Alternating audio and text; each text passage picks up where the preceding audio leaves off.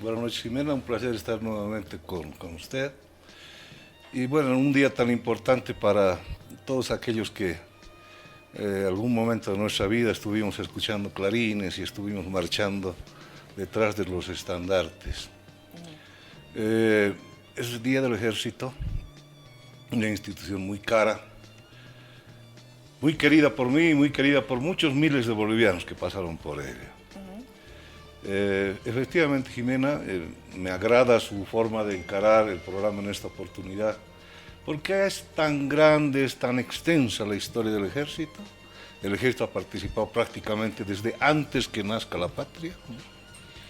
Y bueno, pues analizar una fase tan determinante que ha sido a partir de octubre de 1982, cuando se instaura la democracia, y las luces y las sombras.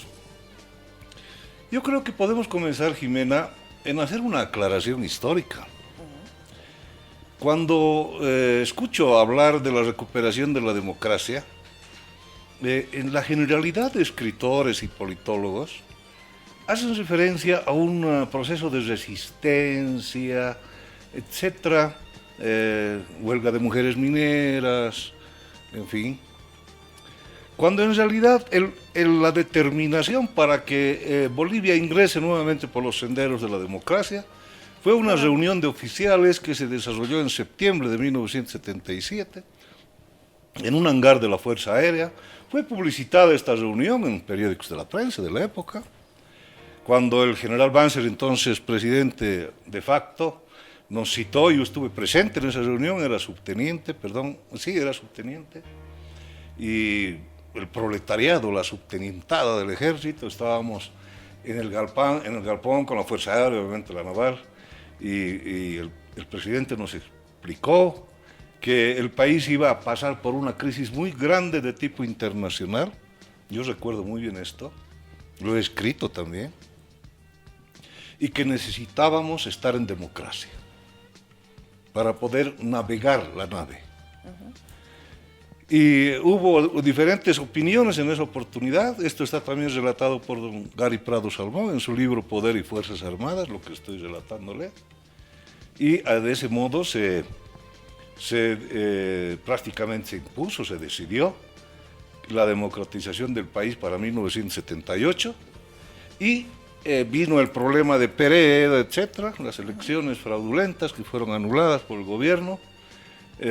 Y en 1980, una nueva luz para las Fuerzas Armadas. Es una posición muy institucional que se adoptó en el Departamento Tercero del Estado Mayor, cuando el general Vildoso, por entonces presidente de la República, y su ministro de Hacienda, que era Alfonso Rebollo Tenier, el mismo Rebollo que después estuvo con Gonzalo Sánchez de Lozada, le decían guagua ministro, me acuerdo, porque era muy jovencito.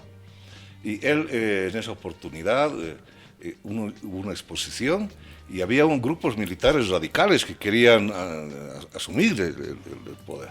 Y hubo una oposición institucionalista muy grande de parte de la mayor parte de los oficiales, y de ese modo salió el Congreso de 1980. Entonces, con esa luz se inicia.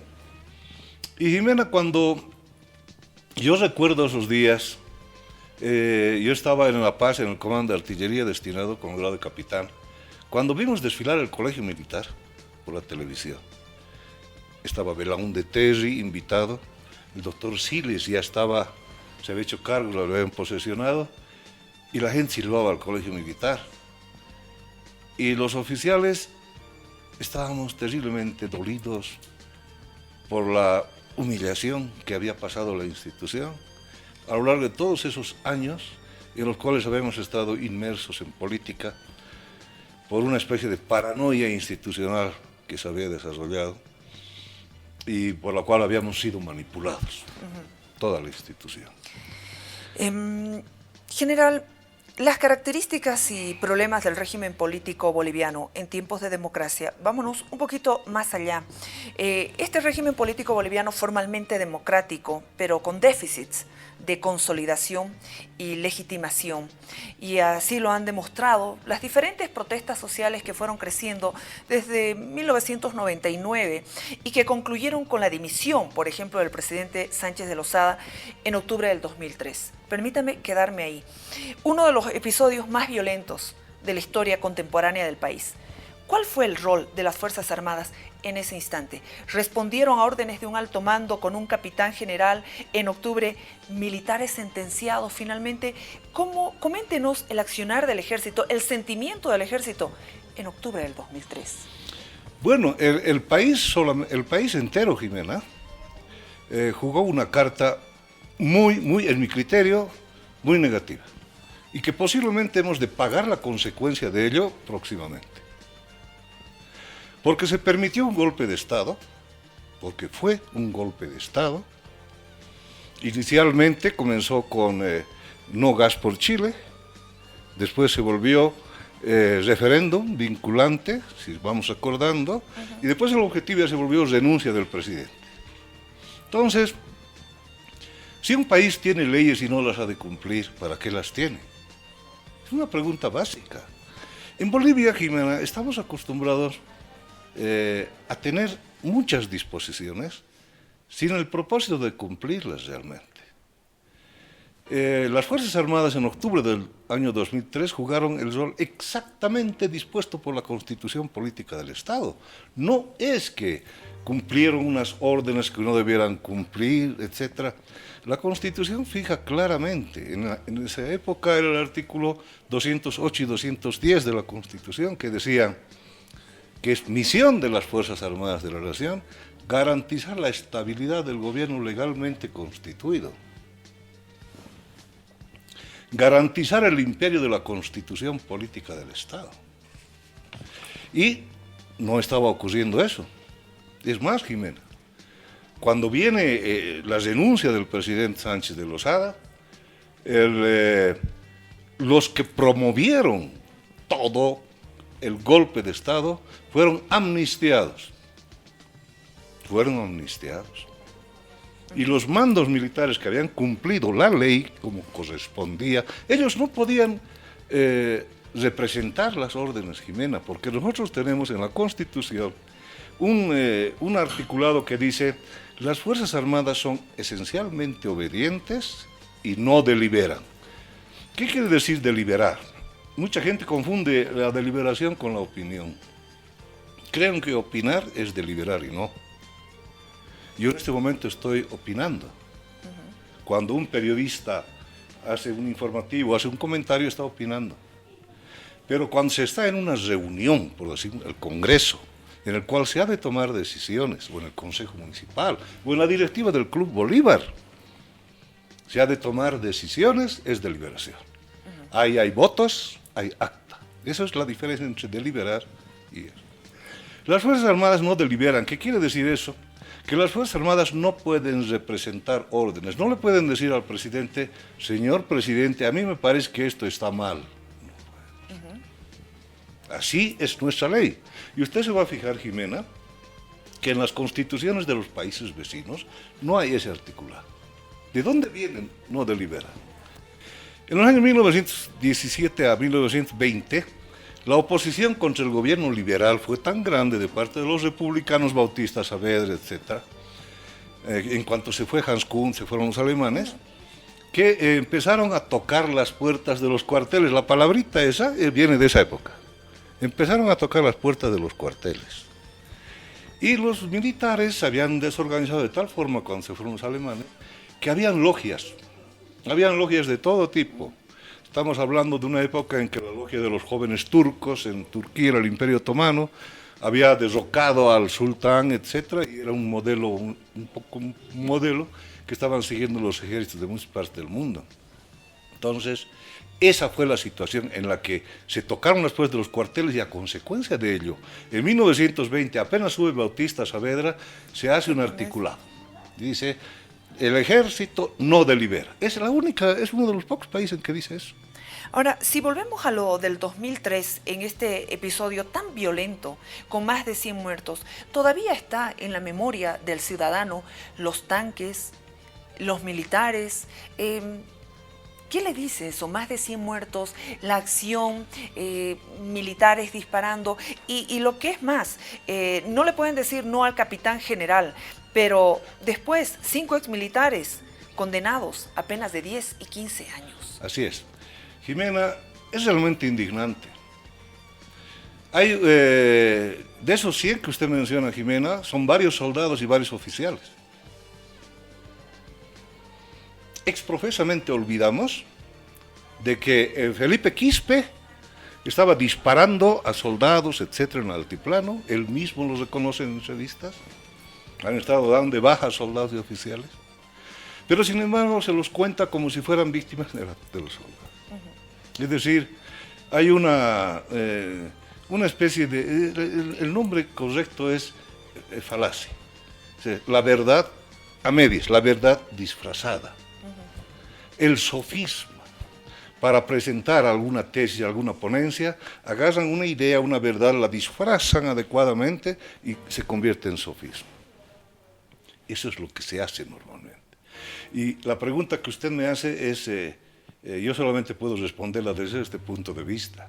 Yo tengo una ventaja con relación a mis camaradas del servicio activo, que yo puedo hablar. Soy jubilado. Yo no estoy violando ninguna norma, ninguna ley. Y le digo, Jimena, que es indignante que un pueblo, un país, se enorgullezca de meter a la cárcel a quienes defienden a la sociedad.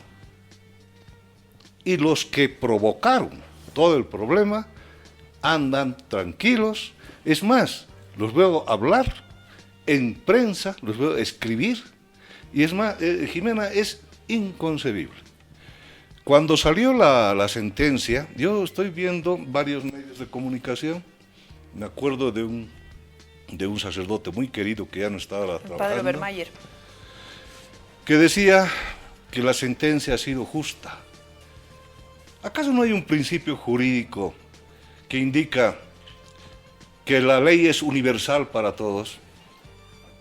¿Cómo es posible que sea justa una sentencia cuando la mayor parte de los que la han provocado están en la calle? Y es más, hicieron su campamento en Sucre, en las puertas de la Corte Suprema de Justicia.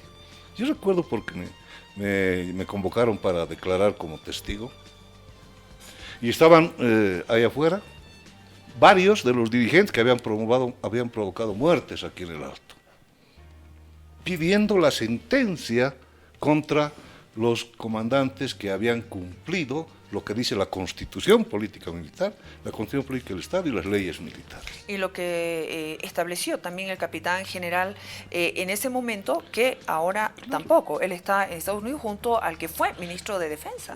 Jimena, primero, cuando hay gente que dice esto, dice, hay órdenes que no deben cumplirse. Efectivamente, ¿cuándo no se tienen que cumplir las órdenes? Cuando emanan de autoridad ilegal. Si la autoridad es ilegal, no tiene autoridad, en realidad. Son nulos sus actos. O cuando la orden en sí no está entre las consideraciones que se tiene para esa institución, en sus reglamentos y leyes. Si es una institución armada, Jimena, ¿cómo vamos a garantizar el imperio de la Constitución política? ¿A qué tipo de garantía se refiere la ley? ¿Va a ir el mando de gesto a garantizar como en un banco, en un documento? Ese tipo de garantía, no. Todos entendemos que se está refiriendo a que la institución armada, con armas de guerra, no hay armas de paz, Jimenita, con armamento de guerra, sale y impone el imperio de la ley. Porque la policía ha sido sobrepasada. Todos entendemos eso. Y no sé por qué nos olvidamos cuando se trata de ver este asunto, de analizar estos asuntos. Yo soy un convencido de que se cometió una gran injusticia. En esa oportunidad escribí un artículo que fue publicado en prensa y me decían que estaba medio fuera de lugar. Pero ahora Jimena recuerde, ojalá que no. Pero en un tiempo más vamos a pagar todos los bolivianos el haber metido a los militares a la cárcel cuando estaban cumpliendo su misión.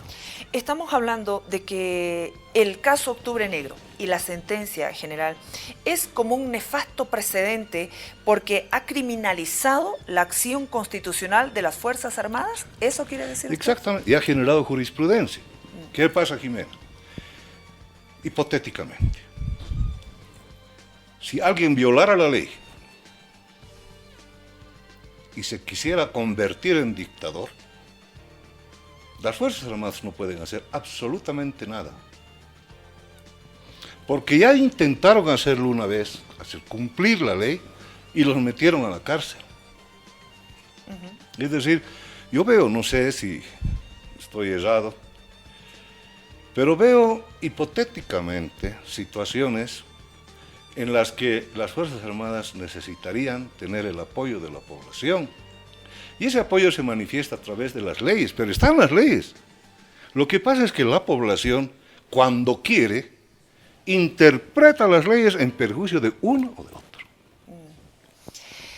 Los altos mandos militares, después de todo lo que ocurrió el 2003, algunos decían, lo pensarán 2 veces antes de obedecer una orden de su capitán general. Exacto. ¿Eso es real?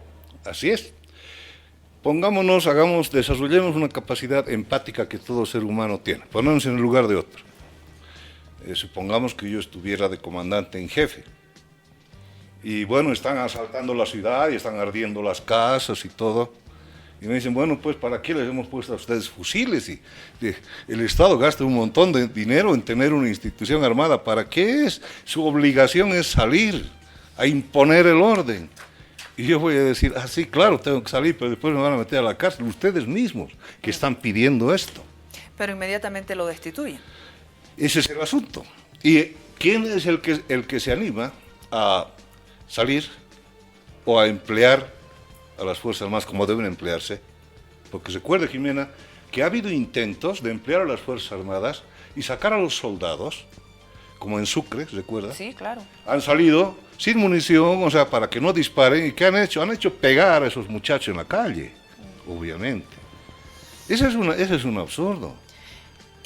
Pasando un poquito el 2005, ya llegando al 2006, cuando llega Evo Morales al poder, ¿le costó a ese gobierno, a Evo Morales, tener la subordinación leal, consciente y disciplinada de los militares?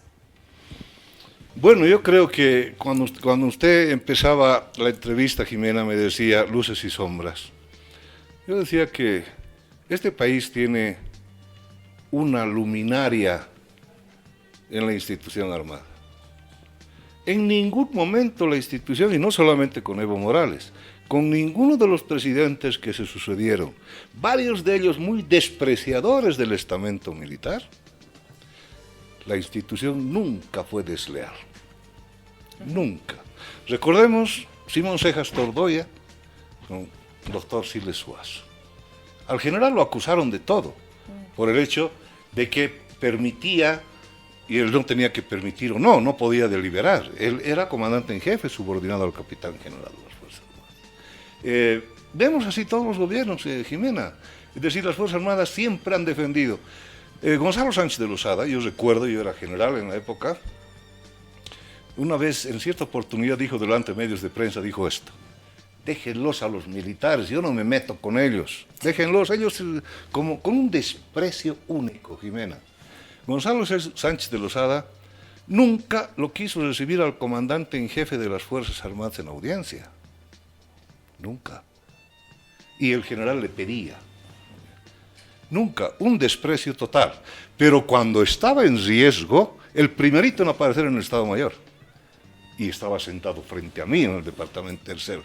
Yo lo miraba a ese hombre mudo, de susto, ese gran despreciador del ejército, estaba prácticamente protegido por las bayonetas de aquellos que siempre había despreciado y que le fueron leales hasta el último, hasta que sus comandantes entraron a la cárcel. Hoy es 14 de noviembre, general. Permítame ir al 14 de noviembre del 2010. Cuando el comandante general del ejército de ese entonces, el general Antonio Cueto Calderón, se declaró ese domingo, y lo recuerdo claramente, antiimperialista, anticapitalista. Eso provocó muchas reacciones también. Así es. Mire, Jimena, cuando hablamos de una institución como un todo. Pero cuando hablamos de personas, yo no estoy en absoluto de acuerdo en que un militar en servicio activo, asuma posiciones políticas de ese tipo. Una cosa es ser leal, comandante, con el capitán general, como dice la Constitución, cumplir sus órdenes sin discutir, y hacerlo lealmente además. Y otra es asumir posición política ideológica, suponiendo que hubiera ideología, suponiendo que hubiera alguna corriente ideológica. Yo creo que eso fue un gran error, no estoy de acuerdo. ¿Está dentro de las sombras? Está dentro de las sombras, y no solamente ese caso, han habido muchas actitudes de este tipo, pero hay antecedentes, Jimena. Recordemos que cuando el MNR, habían células militares del MNR, y les hacían jurar al MNR incluso a los cadetes, y los cadetes tenían costumbre de hacer sus rebeldías, sus actitudes rebeldes. Recuerdo que una vez habían impuesto, yo era niño, o sea, no vi esto, pero sí me lo contaron, habían impuesto cambiar el lema del colegio militar ahí que está en el comedor, que dice subordinación y constancia, y habían hecho poner por la Revolución Nacional, ¿no? Y los cadetes hicieron desaparecer en la noche el letrero, y apareció de nuevo otro, subordinación y constancia, y se quedó. Entonces había esa costumbre. Y ojo que el comité político del MNR es el que lo tumbó a paso extensor. Sí. Rivas Ugalde, Barrientos, Obando, eran los militares movimentistas de lo derrocaron. General, a propósito de subordinación y constancia, también fue el 2010. ¿Cómo saludó el presidente Evo Morales? ¿Tenemos para compartir con ustedes?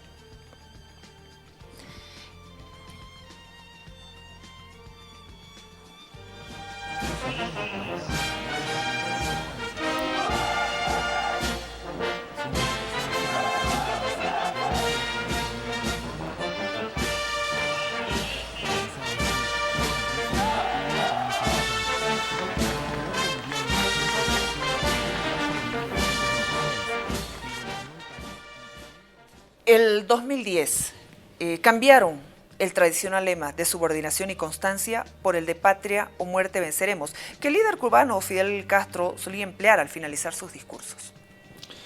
Esa es la razón por la que mi persona y muchos generales, muchos militares de la época, Jimena, no asisten a actos militares. Porque considero que es una gran humillación para una institución que a alguien le imponga gritar lo que gritaba el que estaba asesinando soldados en su momento. Igual en cumplimiento de la ley. Recordemos que en 1967 era un gobierno democrático, elegido mediante elecciones, el general Barrientos, que había sido elegido además con 62% de los votos, ¿no? Y que los aventureros cubanos que vinieron asesinaron a casi 60 soldados y oficiales, y que su grito sea adoptado por el ejército. Le decía a Jimena que los militares tenemos una característica, que es la lealtad, la subordinación. Pero hay momentos en los cuales a uno no le pueden obligar a gritar. Y esa es una de las sombras, creo yo, más grandes.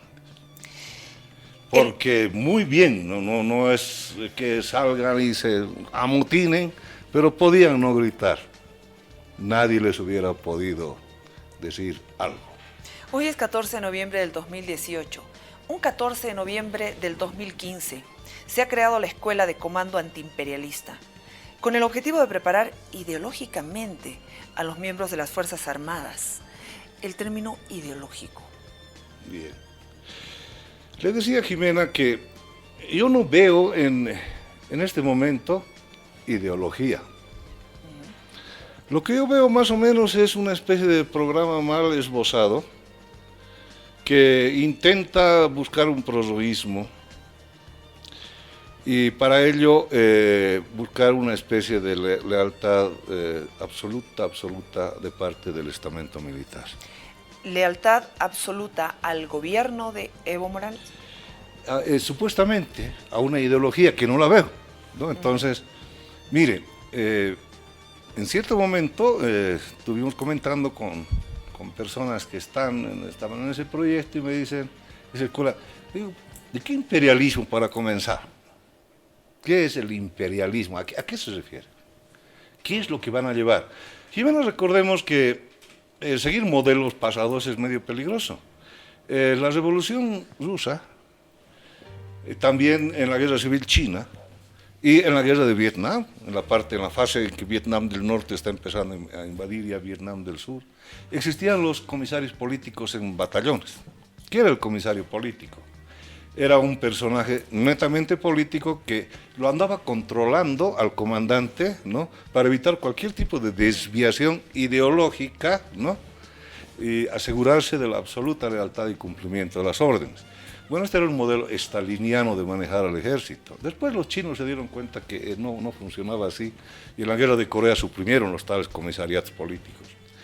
Pero bueno, a alguien se le ocurrió aquí decir, bueno, vamos a alabar o vamos a inculcar ideología antiimperialista a los oficiales del ejército, Jimena, que en sus 5 años en el colegio militar son antiimperialistas de por sí,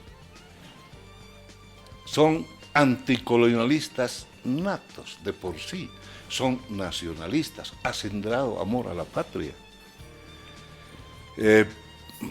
Ignoro cuál será el pensum, ¿no? Sería interesante conocerlo, pero yo no veo que eso tenga mayor trascendencia, Jimena. No creo que eso pueda calar en la moral de los oficiales. ¿No hay un riesgo en un adoctrinamiento? Mire, Jimena, el riesgo no está en el adoctrinamiento, el riesgo está en la fractura que puede darse en cualquier institución si es que hay posiciones políticas. O sea, no necesita adoctrinar a una persona para que asuma una posición política determinada. Ignoro, no puedo opinar a este respecto, pero hemos visto cómo el año pasado o el anteaño pasado han empezado a desfilar sargentos. Primera vez que he visto en mi vida militar, en ningún país del mundo además, con banda, los sargentos desfilando por las calles en huelga, ¿no es verdad?, pidiendo la descolonización de las Fuerzas Armadas. O sea, algo inédito, completamente impensado. Por lo tanto, ignoro qué puede venir de esto. Pero sí lo que temo mucho es la polarización política. Ojalá que no se dé. Porque si las Fuerzas Armadas son inoculadas con lo que ahora está ocurriendo en nuestra sociedad, esa polarización que se está dando, si las Fuerzas Armadas también tienen esa polarización, Jimena, el Estado corre un riesgo muy grande de violencia extrema. Muchas gracias, general, por acompañarnos este día, esta noche y este 14 de noviembre del 2018. Que vive el ejército. Felicidades a los militares de honor. Gracias. Vámonos a la pausa. Aguárdenos, por favor, tenemos más aquí en Jaque Mate.